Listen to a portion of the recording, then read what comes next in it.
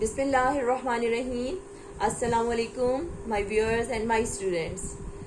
Today we will start our next chapter number 6, class 7th, structure of an atom. The name of our chapter, structure of an atom. Topic is about the atom. Today we will discuss about atom. What is atom? Everything is made up of different kinds of atoms. Our universe is made up of matter. Our universe is made up of matter, and atom is the smallest particle of matter. Atom is the smallest particle of matter. Matter that cannot exist independently. Matter that cannot exist independently. Everything in the universe is made up of atoms. I told you, everything in the universe is made up of atoms. Our body is also composed of several trillions of atoms. Our body is also composed of several trillions of atoms. अभी तक जो मैंने आपको बताया उसमें मैंने आपको बताया कि हर चीज इस यूनिवर्स की वो किससे मिलकर बनी है? मैटर से मिलकर बनी है। और मैटर का सबसे छोटा पार्टिकल, स्मॉलेस्ट पार्टिकल एटम कहलाता है। ये जो एटम है कैन नॉट एग्जिस्ट इंडिपेंडेंटली, ये इंडिपेंडेंटली एग्जिस्ट नहीं कर सकता, यानी आजादाना तौर पर अकेला इस यूनिवर्स में नहीं रहता। इसको हमेशा किसी दूसरे एटम की जरूरत पड़ती है। उसके अलावा universe is made up of atoms, इसका मतलब है universe different types of atom से मिलकर बनी है। Our body is also composed of several trillions of atoms. कई ट्रिलियंस एटम्स जो हैं हमारी बॉडी को भी कंपोज करते हैं। A Greek philosopher, Democritus, gave the idea of atom for the first time. First time, a Greek, यूनानी philosopher Democritus, इसने सबसे पहले एटम के मुतालिक अपना आइडिया पेश किया। Then, in 19th century, John Dalton from England presented the first atomic model. John Dalton presented his first atomic model. First atomic model mean कि उन्होंने अपना एटम का स्ट्रक्चर, एटम के बारे में टोटल जो डिस्क्रिप्शन थी वो हमें दी। फर्स्ट टाइम एटम के अंदर क्या क्या चीज पाई जाती है, कितने पार्टिकल्स होते हैं, इन्होंने अपना फर्स्ट जो एटॉमिक मॉडल था उसको प्रेजेंट किया, पेश किया। According to him about the atom, John Dalton first time describe that the matter is composed of atoms. Matter जो है वो बना हुआ होता है किससे? एटम से मिलकर। Atoms can neither be created nor destroyed, यानी इनके मुताबिक एटम को ना तो क्रिएट किया जा सकता है और ना ही इनको डिस्ट्रॉय किया जा सकता है, खत्म किया जा सकता है।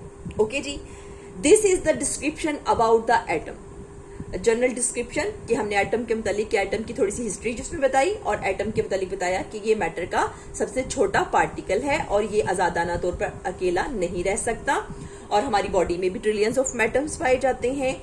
सबसे पहले जो आइडिया पेश किया डेमोक्रेटस ने, जो कि ग्रीक फिलोसफर थे, उन्होंने एटम के मुतालिक बताया कि तमाम जो यूनिवर्स में चीजें हैं वो एटम से मिलकर बनी है। After that in the 19th century John Dalton ने, जो कि इंग्लैंड से थे, उन्होंने अपना सबसे पहला एटॉमिक मॉडल जो था वो पेश किया, जिसके मुताबिक matter is composed of atom and atoms can neither be created nor destroyed. Main बात जो इसमें जॉन डाल्टन की आपको याद रखने वाली है वो ये दो पॉइंट्स हैं जो मैंने आपको बताए हैं। इसके बाद हम स्ट्रक्चर ऑफ एन एटम को डिटेल में करते हैं। Now about the structure of an atom, is there any particle smaller than atom? क्या कोई ऐसा पार्टिकल है जो कि एटम से भी छोटा हो? Sure, there is. Atoms are made up of even smaller particles called electron, proton, and neutron. These are the particles of atom. Which are electrons,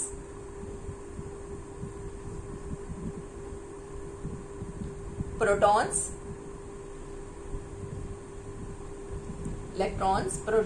and neutrons. Okay viewers and my students, 3 particles are present in an atom. These are electrons, protons and neutrons. इसका मतलब है atom से भी छोटे कुछ parts जो हैं, कुछ पार्टिकल्स जो हैं एटम के अंदर पाए जाते हैं। So we can say that atoms are made up of even smaller particles called electrons, protons and neutrons. The central part of the atom is called nucleus. If we draw a diagram of atom, so we can say that nucleus, atom के दरमियान में एक portion पाया जाता है जिसको हम atom का न्यूक्लियस बोलते हैं। उसके अलावा एटम के इर्द गिर्द जो है इलेक्ट्रॉन्स रिवॉल्व करते हैं in the different orbits. Okay, it's an structure of atom, proton और neutron in the centre of atom पाए जाते हैं in the nucleus. This portion is called nucleus of an atom. किसी भी एटम का central part इसका nucleus कहलाता है। ओके, जो प्रोटॉन है एंड न्यूट्रॉन है वो इस न्यूक्लियस के अंदर पाए जाते हैं। इलेक्ट्रॉन्स जो हैं वो रिवॉल्व करते हैं अराउंड द न्यूक्लियस, इस न्यूक्लियस के अराउंड रिवॉल्व करते हैं। And electron has a negative charge and it mass is extremely small, और इसका जो मास है वो बहुत स्मॉल होता है। और ये इलेक्ट्रॉन्स डिफरेंट ऑर्बिट्स में, एक एटम के अंदर ये ऑर्बिट्स बनाए हैं मैंने, ये इसके क्या है, ऑर्बिट्स। इसको क्या बोलते हैं, ऑर्बिट्स। इलेक्ट्रॉन्स जो है वो डिफरेंट ऑर्बिट्स में जो है किसी भी एटम में मूव करते हैं। ये इलेक्ट्रॉन, ये क्या है जी, electron, these are called electron.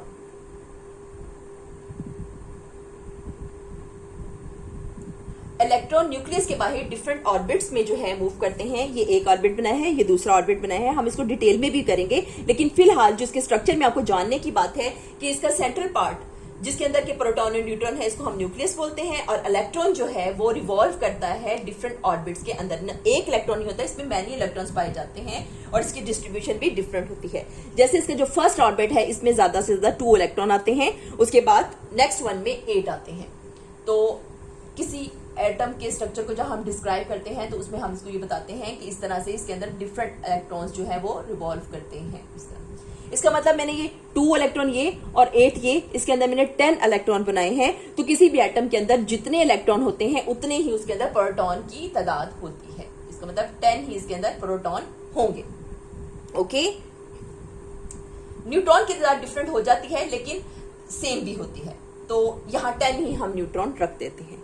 अब मैं इलेक्ट्रॉन के बारे में आपको क्या बता रही हूं कि मैं आपको बता रही हूं कि एक इलेक्ट्रॉन जो है एटम के बारे में बता रही हूं कि इलेक्ट्रॉन्स जो हैं वो इसके अंदर रिवॉल्व करते हैं डिफरेंट ऑर्बिट्स के अंदर। ओके, पहला ऑर्बिट, इसके अंदर मैंने 2 इलेक्ट्रॉन बनाए। अगला ऑर्बिट जो है उसके अंदर मैंने 8 इलेक्ट्रॉन बनाए। अब ये जो इलेक्ट्रॉन्स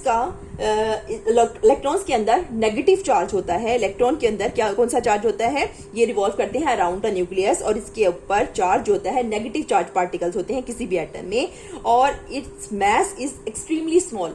ये इतने लाइट होते हैं कि इनका वजन बिल्कुल हल्का होता है। एटम के जो टोटल जो वेट होता है एटम का वो इसके न्यूक्लियस की वजह से होता है, क्योंकि इसके अंदर प्रोटॉन एंड न्यूट्रॉन पाए जाते हैं जो कि इलेक्ट्रॉन से हैवियर होते हैं। ये मेन बात। उसके बाद हम बात करते हैं प्रोटॉन्स की। A proton has a positive charge. The number of protons in an atom is equal to the number of electrons revolving around the nucleus. Okay, मैंने आपको ये बात बताई कि जितने रिवॉल्व कर रहे होते हैं इलेक्ट्रॉन किसी भी एटम में, उतने ही इसके अंदर प्रोटॉन की तादाद होती है। इट हैज अ मास 1837 इसका जो है जी वेट होता है। ये स्पेसिफिक इसका वेट जो है बताया गया है जो कि कांस्टेंट होगा। कितना वेट है जी इसका, ये 1837 टाइम्स इसका वेट ग्रेटर है किससे, इलेक्ट्रॉन से। 1837 times is greater than proton का वेट किससे है, इलेक्ट्रॉन से। इलेक्ट्रॉन हल्का है और प्रोटॉन जो है वो हैवियर पार्टिकल है। ओके जी, आगे है neutrons. A neutron has no charge. This neutral particles is also found in the nucleus of an atom. The mass of a neutron is almost equal to the mass of a proton. यही बात मैंने आपको बताई कि जो क्या बताया है, प्रोटॉन और न्यूट्रॉन जो है इनका आपस में जो क्वांटिटी होती है वो सेम होती है। सम टाइम जो होता है वो न्यूट्रॉन की जो क्वांटिटी है वो चेंज हो जाती है, अदरवाइज इनकी क्वांटिटी, प्रोटॉन की जितने प्रोटॉन होते हैं उतने ही न्यूट्रॉन पाए जाते हैं। ओके जी, नाउ अब न्यूट्रल कैसे हो जाता है? अब मैंने आपको बताया कि जितने इलेक्ट्रॉन है उतने ही प्रोटॉन है। इलेक्ट्रॉन के ऊपर चार्ज जो है वो नेगेटिव चार्ज होता है। इसके ऊपर कौन सा चार्ज है जी? नेगेटिव चार्ज पार्टिकल है, ये नेगेटिव चार्ज पाया जाता है। और ये प्रोटॉन जो है जी, ये पॉजिटिव चार्ज पार्टिकल्स हैं। न्यूट्रॉन के ऊपर नो चार्ज, कोई चार्ज जो है वो नहीं पाया जाता, नो चार्ज। किसके ऊपर? न्यूट्रॉन के ऊपर। प्रोटॉन जो है, इसके बारे में मैंने आपको एक और बात बताई कि 1837 टाइम जो है ग्रेटर है किससे? इलेक्ट्रॉन से। इसका वेट हैवियर है इससे, इलेक्ट्रॉन से। ठीक है जी। उसके बाद मैंने कहा व्हाई इज एटम न्यूट्रल, कि एटम न्यूट्रल क्यों है? जब मैंने कहा इलेक्ट्रॉन और प्रोटॉन दोनों जो है इनकी जो तादाद है आपस में बराबर है, न्यूट्रॉन जो है इसके कोई चार्ज नहीं, दोनों एक दूसरे के चार्ज को कैंसिल आउट कर देंगे। Negative charge cancel out with positive charge. ठीक है, तो जब दोनों ने एक दूसरे के चार्ज को कैंसिल कर दिया तो फिर क्या होगा कि एटम जो होगा एक न्यूट्रल पार्टिकल बन जाएगा, एक तादीली पार्टिकल बन जाएगा, क्योंकि न्यूट्रॉन के ऊपर तो कोई चार्ज है ही नहीं। Okay, this is the reason कि न्यूट्रॉन के ऊपर चूंकि कोई चार्ज नहीं है, दोनों के आपस में इनकी तादाद जो पार्टिकल्स की है वो बराबर होती है इलेक्ट्रॉन और प्रोटॉन की किसी भी एटम के अंदर। तो सो वो क्या करेंगे, एक दूसरे के चार्ज को कैंसिल कर देंगे। तो न्यूट्रॉन के ऊपर कोई चार्ज नहीं है, इस वजह से जो एटम है वो एक न्यूट्रल पार्टिकल बन जाता है। Okay, why is atom neutral? Although electrons and protons in an atom have charges, but atoms as a whole has no charge. In an atom, the number of proton and electron is equal to the number of proton and equal to the number of electron. So as a result, the total positive charge of a proton balance the total negative charge of an electrons. Because of it, the atom is a neutral particle. Okay students, this is the reason. ये जी electrons और protons के मुतालिक मैंने आपको बता दिया। ये हमारा जनरल डिस्क्रिप्शन था about the structure of an atom. आज का लेक्चर, ये डिस्क्रिप्शन जो थी आज की कंप्लीट हुई। नेक्स्ट टॉपिक के साथ इंशाल्लाह फिर मुलाकात होगी। और मेरी इस वीडियो को आप जब आपको समझ नहीं आती, कोई भी बात जहन में नहीं आती आपके कि क्या बताया है, तो आप उसको मेरे से डिस्क्रिप्शन बॉक्स में पूछ सकते हैं। मैं आपको उसका कमेंट बॉक्स में आप मेरे से पूछ सकते हैं, तो मैं आपको उसका ज़रूर कमेंट करूंगी। अगर आपको मेरी ये वीडियो पसंद आती है और आपको समझ आती है तो प्लीज़ मुझे जो है अपना एक थम्स अप और लाइक ज़रूर दिया कीजिए।